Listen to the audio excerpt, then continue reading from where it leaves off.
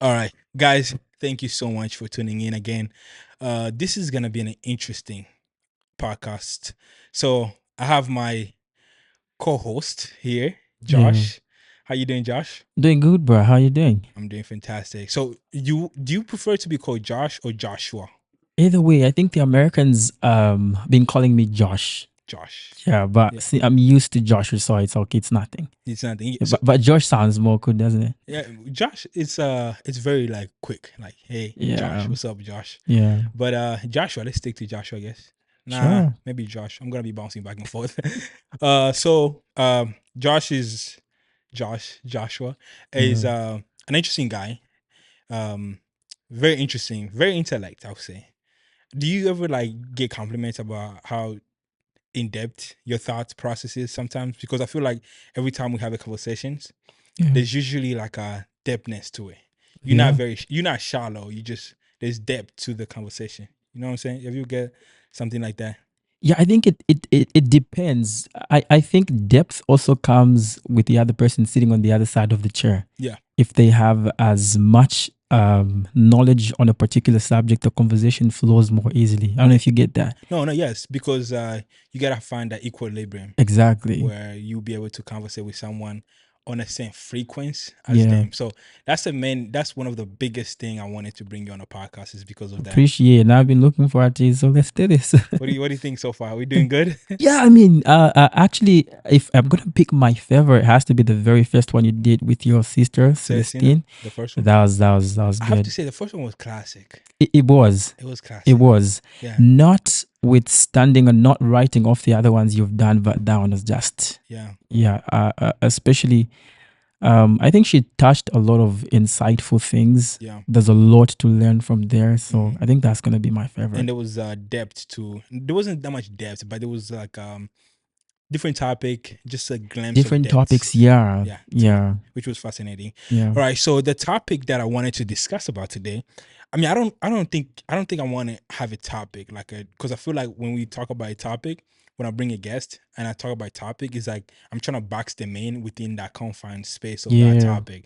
But I just want to know you, right? I just want to know what's going on with Let's your life, diversify.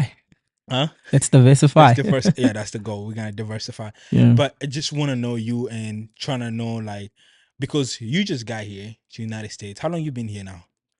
That's 3 to 4 months now. 4 months. Yeah. So 4 months in the United States.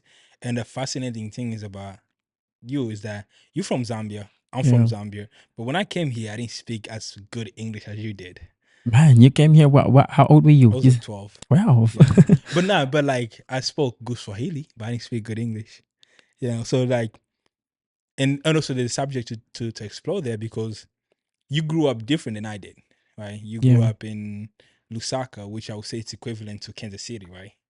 Would you say Lusaka Yeah. is equivalent to Kansas City when it comes to like um being up there in the world, technology and innovation? Not really. Not really. I think America, with all due respect to, America is more advanced. Yeah, as far as technology, and we all know that. Yeah. No, Yeah, we all but know that, but I'm y- talking about Lusaka yeah, and Kansas City, just this city and no, Lusaka. no, no, Because no. Lusaka is the most advanced city in Zambia, In right? Zambia, I don't know about the statistics right now. Advanced in terms of what? Like everything, technology, healthcare, school, Opportunities. education, opportunities, Yeah, all that if you stuff. say that, yeah, Yeah. yeah. But It Kansas City, as far as the American setup is concerned, I don't think it's up there among the best cities. Is it? Kansas City, Yeah. I say who is up there. Oh But yeah. if you were to go to St. Louis, right, Yeah. and look for a job there, I think it's a bit more difficult there than here. Really? Yeah. So I think it's up there. Some people tend to travel from different places and come here to just to work. So Oh, nice. yeah, they got Nice. some good stuff here. I'm pretty sure. Nice. So Zambia, growing up in Zambia, right? Yeah. How's that like?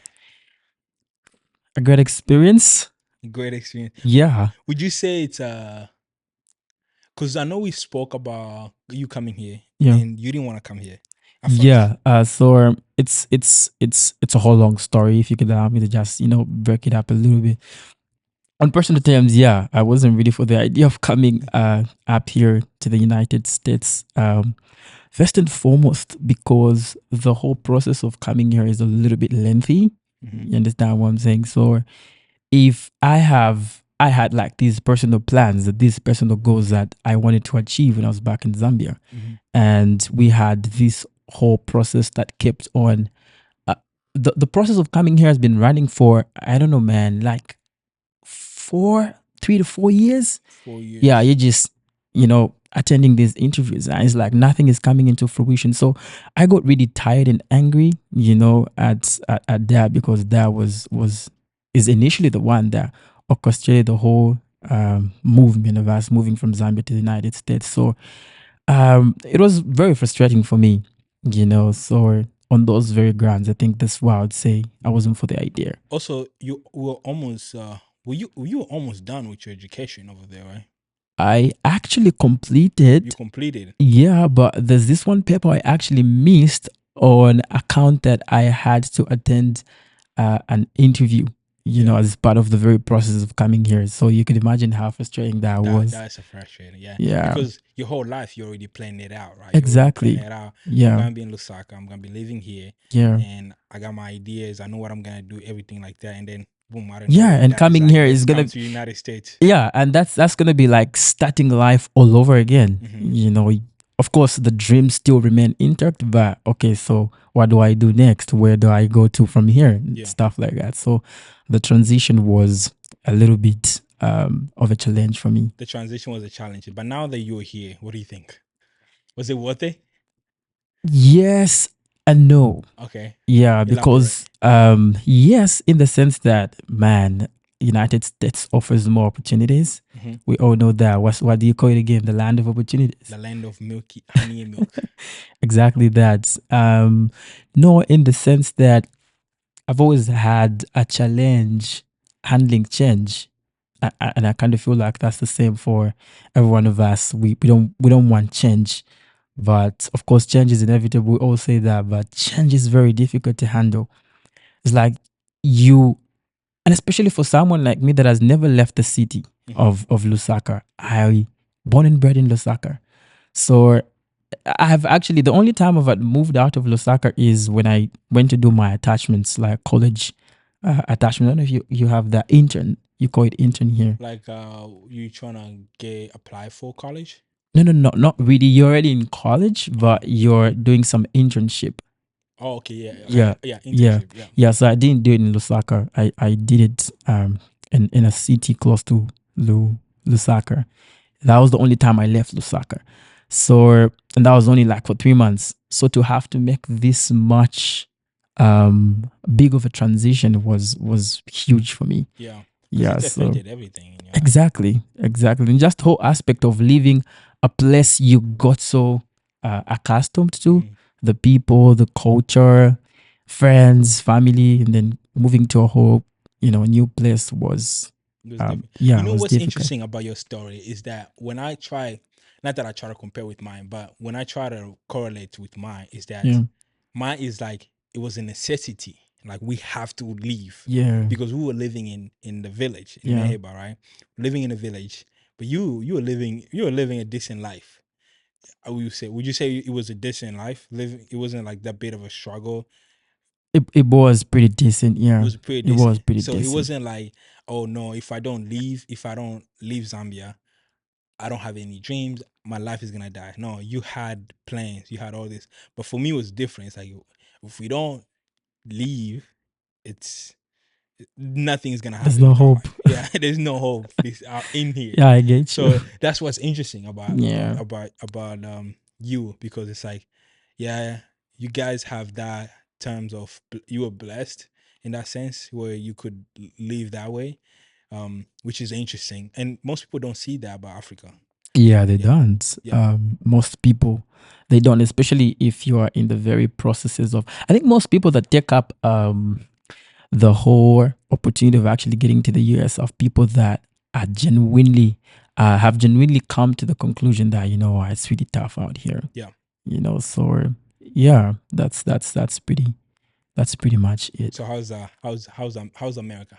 What do you So think? far so good. So far so good. So far so good. When it gets hot, it gets too hot. When it's cold, it gets too cold. It gets too cold. Yeah. You guys came 4 years ago, 4 months ago. So It's not. It wasn't cold It when wasn't. when you Yeah, just it came. wasn't cold. What do you call that again? Is it 4?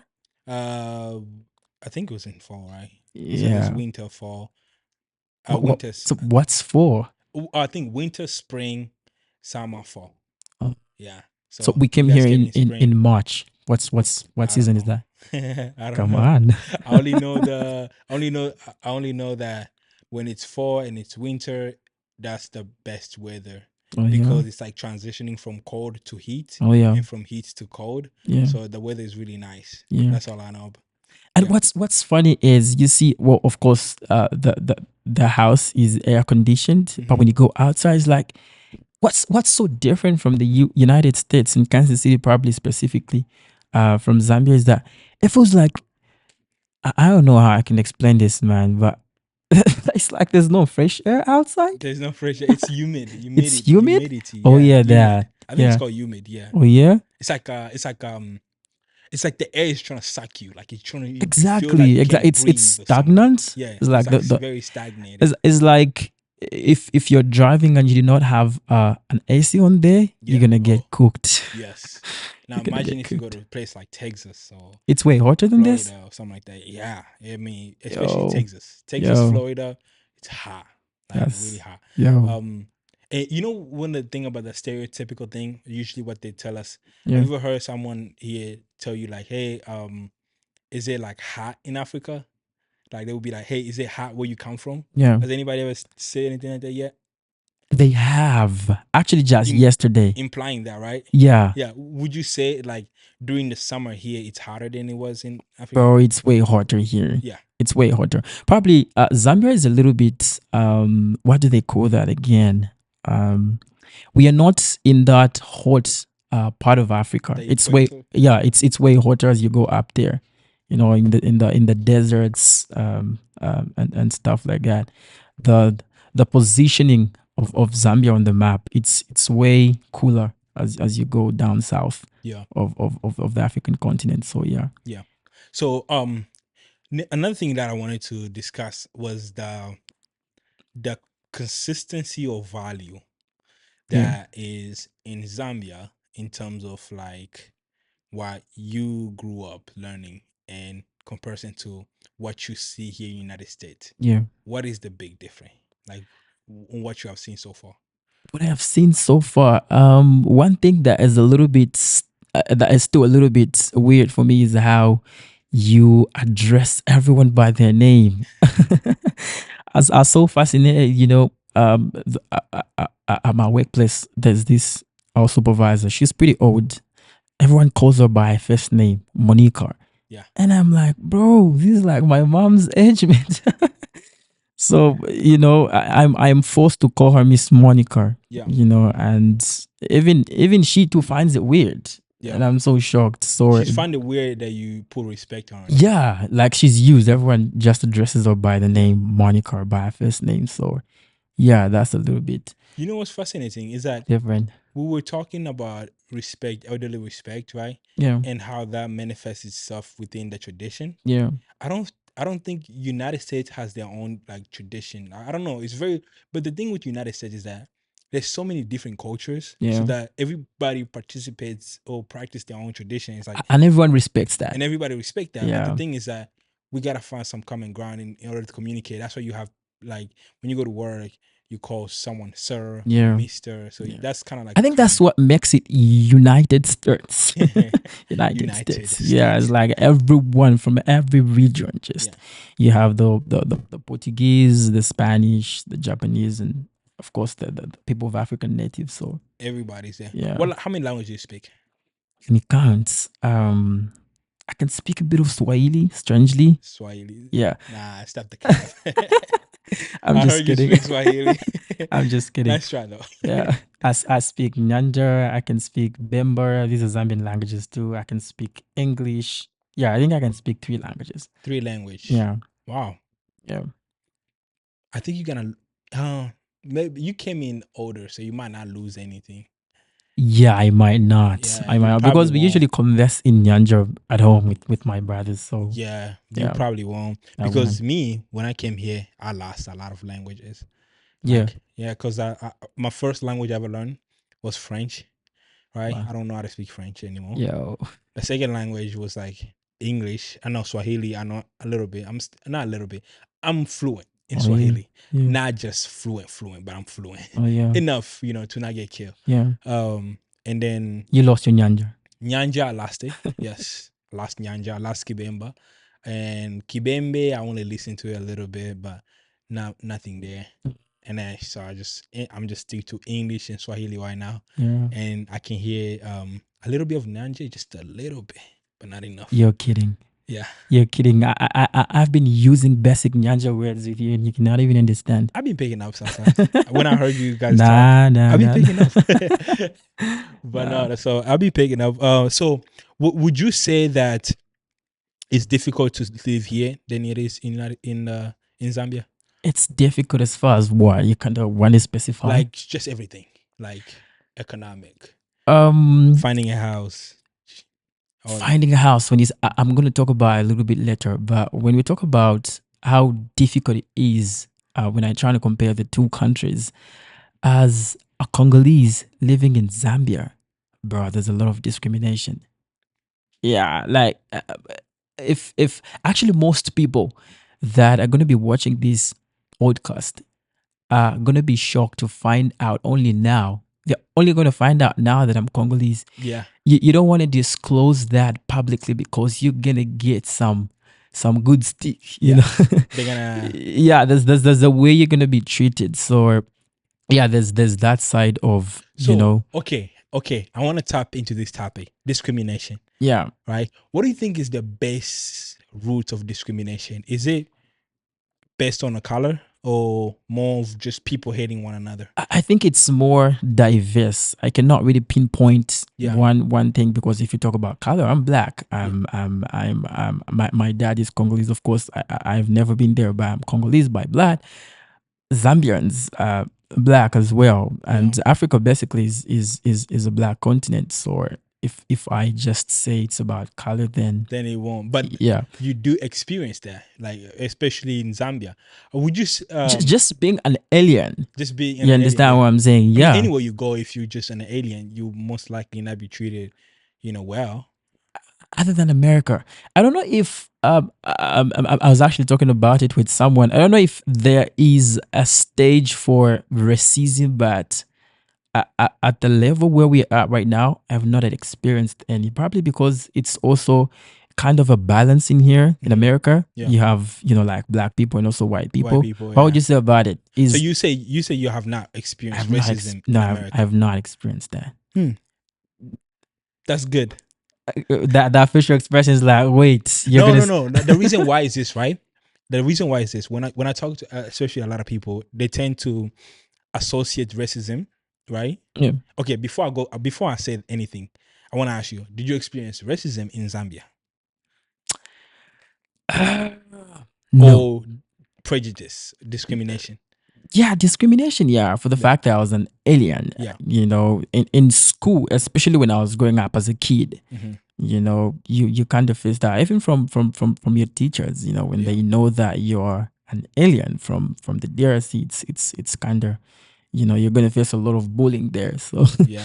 yeah, but you just have to go with that and accept the fact that what, this is me. I think what I was about to confuse was that two terminology between racism and discrimination. Those are like, because racism is based on race and I discrimination. think discrimination is like the overall definition, and then we have categories in there. Yeah. Racism. What other discrimination?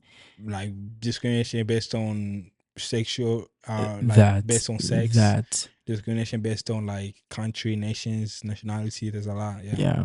So the overall archer, you experience more discrimination in Zambia than United States. Yeah, but it would be unfair to say because you have not lived. Lived. Yeah. Long. Yeah. That makes sense. But does that also make me sound like I'm anticipating it? Oh, well, we thank God that I've not experienced it yet. I think the best way to go about it is knowing that it's possible, but at the same time, it's like it's life, Yeah. Like it's gonna happen. Either it might not happen. It might not happen. But you've been here now. It's not enough for me to stop me from turning my goal. Exactly. Yeah. Exactly. And also, I think it also comes with self-acceptance. Yeah. I don't get the fuss about the discrimination, race. Someone called you black. Aren't you black? Someone called you white. You're white. Yeah. You're Chinese. So I don't really get the fuss about the whole racism thing. Yeah. Yeah, but you've lived in the US for what, 12 years now? 12 Have years. you Yeah. experienced any racism? I don't know. I don't think so. See, the way I think it's based on also the way you project it, like the way you perceive it. Exactly. Yeah. If So it's already in there, yeah, anything that looks like it, you're most likely going to to tie it to associate it that. with it, Yeah. yes. But for me, it's different. Like me, I'm grateful, right? Like I'm grateful, and my gratitude tend to supersede any inconveniences that I would experience. Yeah. So my perception is always gonna be: I have a job, I have a place I'm eat, Yeah. I have food, I have a place to My sleep. family My loves me. family love me. I'm Everything that good, I bro. need, I have. Speaking of that, one thing I also want to comment about the US is that one thing I've come to like, about the US is people don't care about you. And that's in a very good sense, Yeah. that people don't really care what you're doing Mhm. as long as it's legal, Yeah. right? Just to As long as make, you don't go to jail. as long as you're not messing up the law, people don't care about you and what you're doing. You could be up there in a white collar job in an office, or you're working out there in the industries. People don't really care. Yeah. You just gotta do your thing and do what you have to do. Yeah, Yeah. that's one thing It's I think what happened is normally is like competence supersede every other things, right? yeah So if you become competent enough, right, you're gonna be like higher or something like that, right? yeah Like if you black, whether you're black, white, it doesn't matter, female or not, right? If you're yeah competent, you're gonna be higher, yeah right? And that's the basis to which I think United States is based on. Especially a lot of Western culture is based on competency, right? And sometimes it does disassociate itself with power, right? But when it comes to like either the political realm or the societal realm, it's usually competency. That's why trump everything, right? It's like, hey, you just gotta be good. You gotta yeah be good. If you showcase your skill, yeah if you showcase your Yeah, skill, I've walked into some of like hiring places, and it's actually written saying equal opportunity. What did they say again? Equal opportunity. I don't know, something like that. Equal opportunity companies and stuff like that. yeah. So yeah, as long as you're competent, yeah, you're qualified. Would you want to be hired because you are black? No, no, no. And when you say that, what do you mean? Like, let's say there is a job to do, Yeah, and two white men, male, who can do that job better than you, yeah. but the company is looking for a black person to hire so that their image can look good, that they have the diversification. But you're not as competent as those two white male, and they choose to hire you because you are black, And I know of the fact that I'm and not you as know competent that fact as that you're not as competent as those. for the sake of my integrity, I don't think I'll take the job. You won't take the job. I wouldn't. If you did not know, you would definitely take it. Yeah, I mean, And I, you I, don't I know. have no clue. Yeah, but let's say you find out later on, would you still like work that job? I think I would have to be in that position to actually, like, you're in there, and Yeah. like, so why? But for the sake of your integrity, you I wouldn't wouldn't. take it if you knew I wouldn't. initially. I wouldn't. Yeah. There are people that are way more competent than me, Hmm. and you're only doing this to cover up what do you call it again? A stereotype that has been existing for some time. Yeah. No. Nah. So No. okay, and then that comes with like the representations have to be presented to where it's diversified, right? So the company wants to diversify their workforce, therefore they're gonna hire you. Now, question: they hire you mainly because you are black. Is that racism? That's you taking away the context of these other people that are more competent than me. Well, just the story that we're talking about right now. Like Yeah. they said, there's two people, white man, who are competent than you, but they hire you. You are less competent than those two white men, but they hire you because you are black. Therefore, so that they can diversify their portfolio. Yeah. Would you call that racism?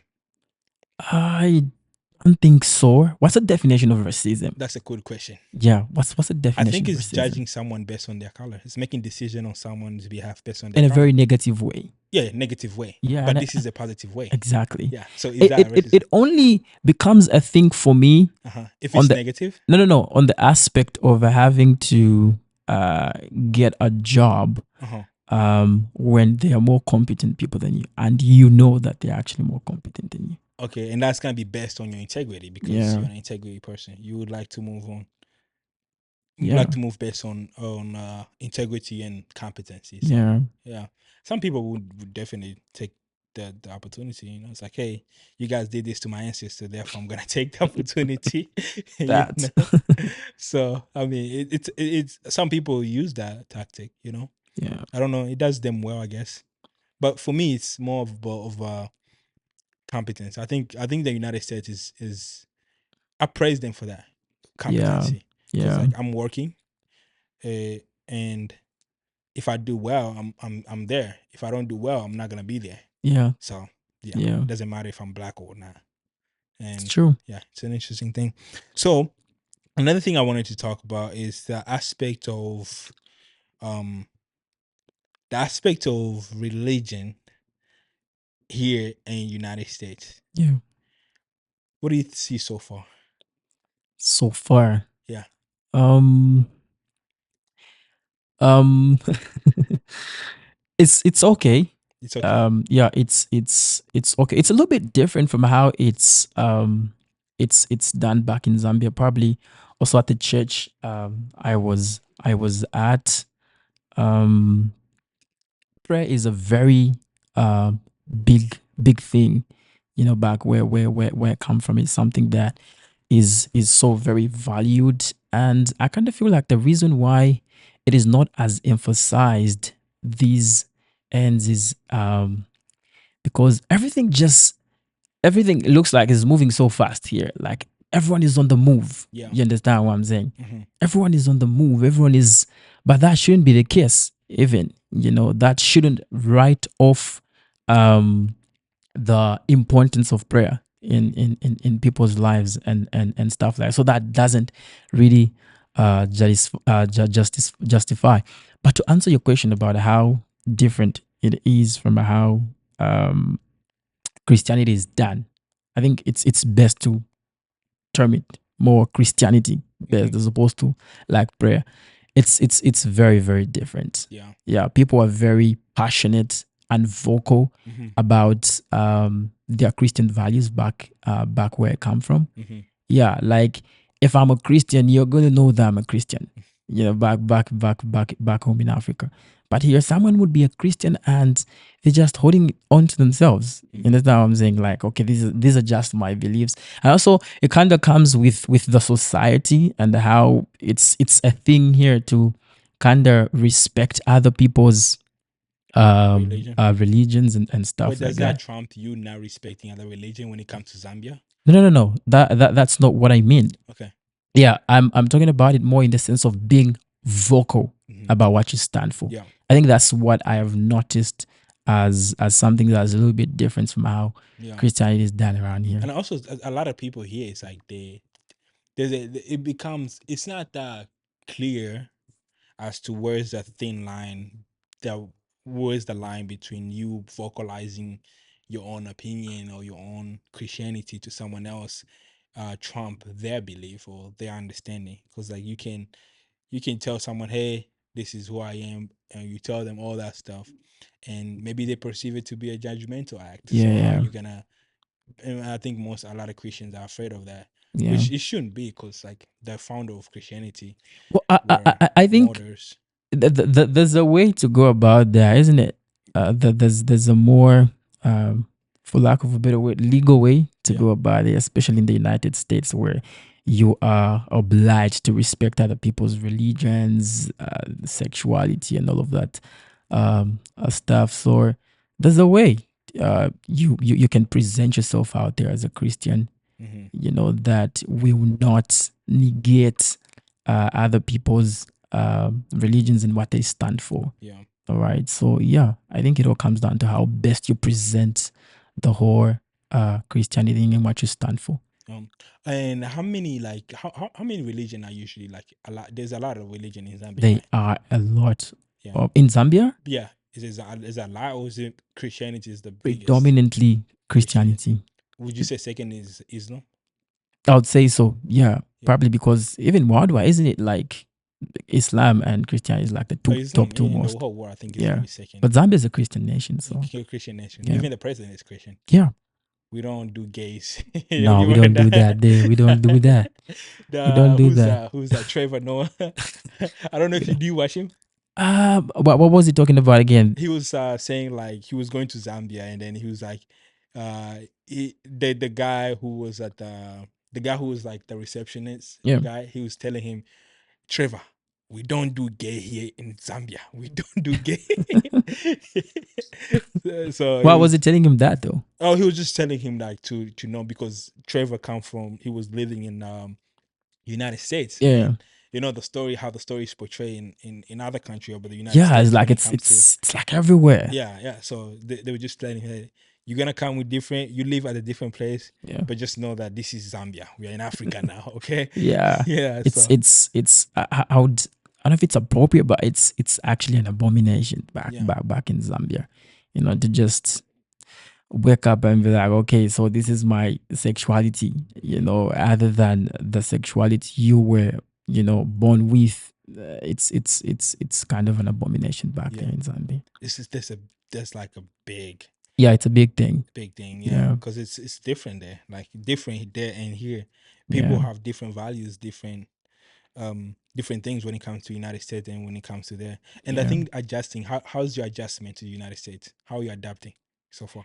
So far, so good. Still have a long way to go. Mm-hmm. Yeah, and it's so fascinating how that we're actually joking about it with your young brother Mm-hmm. earlier. It's how if you don't have a car around here, it's like you don't have legs. Yeah. Yeah, so that's been a thing for me, and um, But Zambia is big enough for you to like if you don't have a car, you don't have a leg, right? Because I not know when I was in Zambia, like everywhere we went, we had to take a car. When I was in Lusaka, public buses. Yeah, yeah, public buses, yeah, yes, public buses. yeah, Yeah, but it's a little bit different from here in the United States because even the buses are timed. You understand what I'm saying? yeah, Like they only, you know, pass through a particular location at a specific time. yeah, So you have to wait there for some time. But buses in Zambia, like everyone just have to walk up to the bus station and, you know, there's a bus or two pick you up and take you to your destination. But it's a little bit different yeah, here in the United States. Or yeah. Because yeah, here's times, but yeah, that's true. and also the aspect of you see how in Zambia it's like keep left when you're driving, right? But America is like keep right. So that's been a thing. Also, of course, we're not driving. I'm not driving yet, but like crossing the street. So you have to like look right and look left in Zambia. It's a little bit different here. Yeah, And my mind is a little bit programmed with that. But now coming here, I almost got bashed by a car the other day. I was like, Lord. what happened? The same thing. So I'm trying to cross the street, but I didn't see the cars that were coming on the other side. Right. I actually thought I was already at the end of the road, unknown to me that, you know, I still had one more street to cross before I know there was like a car that was, I don't know, 5 meters away. Mm-hmm. Yeah. So it was crazy. Thank. It was crazy. Well, good thing you're here. Yeah. Oh man, that's crazy. Okay, let me ask you this question. What do you find relaxing? What do I find relaxing? Mm-hmm. Um, uh, reading a book. Reading a book. You Yeah. find reading a book relaxing. Yeah. I find reading a book relaxing. And also sleeping. Sleeping. Yeah. Sleeping is relaxing. Yeah. But what about in terms of passion? In terms of passion, Yeah. journalism. Journalism. Yeah. You find journalism. Yeah. Elaborate. Like I've always loved public speaking. yeah. Yeah, I've always loved anything that has to do with public speaking, and I think for me it's more of innate, you know, and I don't say this in a very lofty way, but I think it is natural, you know, for me. I just love standing in front and addressing people. Yeah. Yeah, so I've always been like that.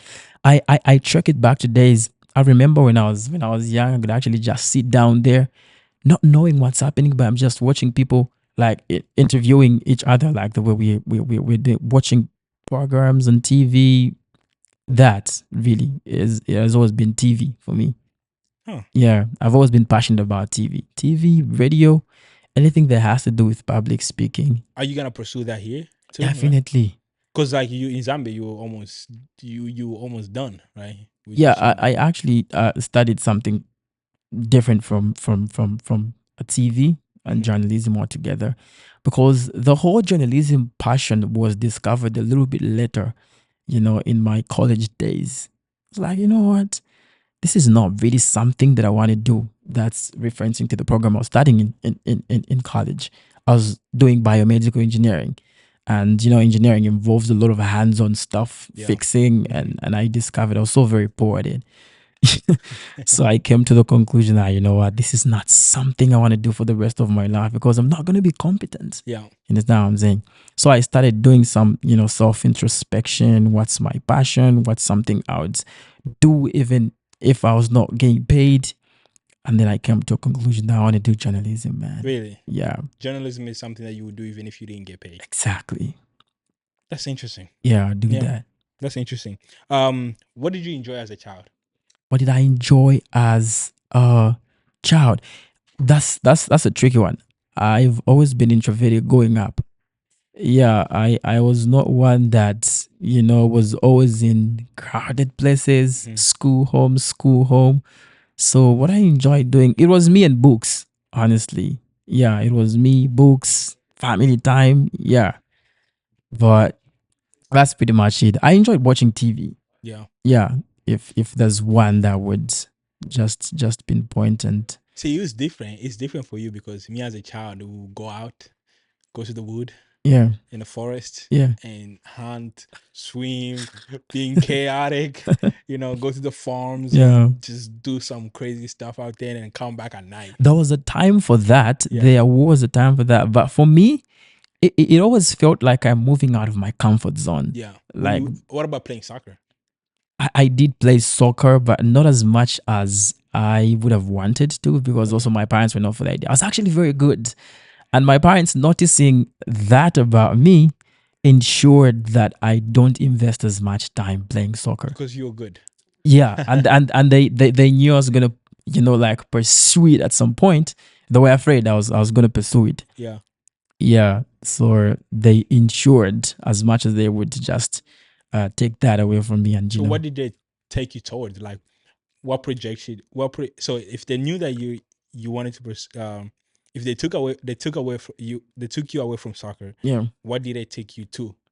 academics. My Academics. dad has always been so very vocal about academics. It's like you gotta go to school. Yeah, you'd rather not eat, but your school fees is paid, man. That man's always vocal about academics or anything that has to do with academics. Yeah, he's definitely gonna lay his life down for it. So what do you think? What do you enjoy this moment in time, like right now? And what do you find fulfilling or important in your life? Like right now, And like right now. the fact that I have a relationship with God. Yeah, I think that's more fulfilling, because for me, I kind of feel like everything revolves around that.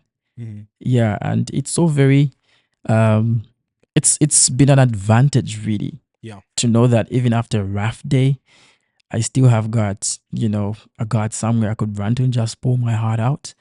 Which is why I don't know if pity is the right word. I kind of feel pity Hmm. for people that have not taken it upon themselves to just have a solid intentional relationship with God. Yeah. It's like when there's a world, who are you gonna run to? Especially in a world where everyone is busy, bro. People don't care about you, as much as you would want to. Have you ever found yourself in a place where you you know something is wrong, but you cannot really vocalize it? Yeah. What happens in those times? I think it's a suppressions of peer pressures or That too, but yeah, they're but at the just same time also it's like you don't want to be perceived in the same way as weak, probably. as weak. Especially as men. I don't know if it's the notion here in the United States. Back in Africa, as a man, you're not allowed to cry. But everywhere you go, it's Men like don't that. cry, Men don't and cry. stuff like Yeah. that. So if I know at the end of it, after having a very bad day, I know that I could still run to, my God and just pour myself out. If I want to cry, I Yeah. cry and just vent. That's more fulfilling for me, because everything for me revolves around my relationship with the Lord. The thing about that, right, is especially when it comes to God, is that you first yourself, you put yourself in a vulnerable state, right? Yeah. Where you can only trust to one source, which Yeah. is God, and you communicate to God in that sense. Because for me, like, I don't vocalize about anything that I'm going through to anyone, Yeah. but I do internalize it, right? And when I'm internalizing it, who am I gonna vocalize it to? God. Yeah, you see, Exactly. and it's a good it is a good mechanism. It's a good mechanism. It's a good practice to learn. It is. Yeah. So, and I think it's very important, especially for the society that we live in. Yeah. And but what do you find? What do you find stressful? What do I find stressful? Yeah, opposite of that. The opposite of that. Of like finding fulfillment in your life and what is important. But what do you find stressful? What do I find stressful? Wait, let me think about it. What do I find stressful? I'd say work around here. I work in the night. Yeah. That's a little bit of stress. Yeah. And it's a little bit different. I think night sleep is just night sleep, bro. You cannot make it up for day sleep. Yeah, day so sleep. that's been a little bit stressing as of now. Yeah. Yeah, it's a little bit stressing. Yeah, and also for the fact that, of course, I have drafted this system that even no matter how busy I get, I don't want to let my relationship with the Lord get affected. Yeah. But it's proving to be a little bit challenging still. Yeah. Because if you're gonna have to work all throughout the night and you want to rest, as the first thing you do when you get home, it's like you rest, you wake up, and it's like you're about to go to work again. There's only a few hours left for you to go for work, so there's very little time for you to just be well rested. Yeah, if I could put it that way. So that's been a little bit stressing. Resting. Yeah. Yeah. And what's one thing I found interesting about you is that everything when it comes to your life incorporates with God. Exactly. Like everything that you vocalize, everything that you speak about has some sense of association with God. Yeah. What made you become that way? I would accredit it to two people. Yeah, firstly, my dad, like my biological father. He tried his best to just lead us to the Lord, and pave the way for us in that. Which is why I kind of feel like my life is very programmed in a sense, because after that, I met a man called Pastor Cham Chilombo. Is like my father in the Lord, and the way that man loves the Lord is just so very inspirational. Yeah. And you look at how God has used him to impact the younger generation, and you're like, you know what? I also want to do this for the rest of my life. You understand what I'm saying? So, and also the reason why I accredit everything to God is I think that's what God loves. I actually had a random thought the other day where the Holy Spirit was just reminding me of something, that the reason why most people are not living in the miraculous is that they do not acknowledge God in their lives. God is most likely going to do or continuously do something in your life to the degree that you acknowledge that He is in your life. Yeah. So, for example, when He was in the boat with the disciples, it was not until they acknowledged His presence, Yeah. like, Master, we are drowning, like, the waves are almost getting the better of us. Yeah. And that He actually woke up and settled the storms and stuff like that. So the lesson for me there was that as long as you're not acknowledging or attributing success or any development of sorts in your life to God, high chances are that you will not see God's manifestation in your life, because He's a God of jealousy. Manifestation, but not God. Yeah. Yeah, Is a because jealousy god. He wants all the praises. It tells you why he actually told, is it Gideon, mhm, to, like, cut the number of soldiers yeah, that he wanted to go with for war, because he wanted to get all that credit to himself. yeah. So yeah, that's the reason why I And actually. the part that you surrender to him is the part that he's responsible for. Exactly. Yeah. Exactly. All He's right. such a gentleman. It's very, Yeah. it's He will fascinating. not, override what you submit. He could actually take over your academics if you do not allow him to take over your relationship. He Mhm. will not. He will only, take care of what you have presented to him. So Yeah. that's so fascinating about God. Yeah. We're gonna have to. I'm gonna have to bring you another part, another episode.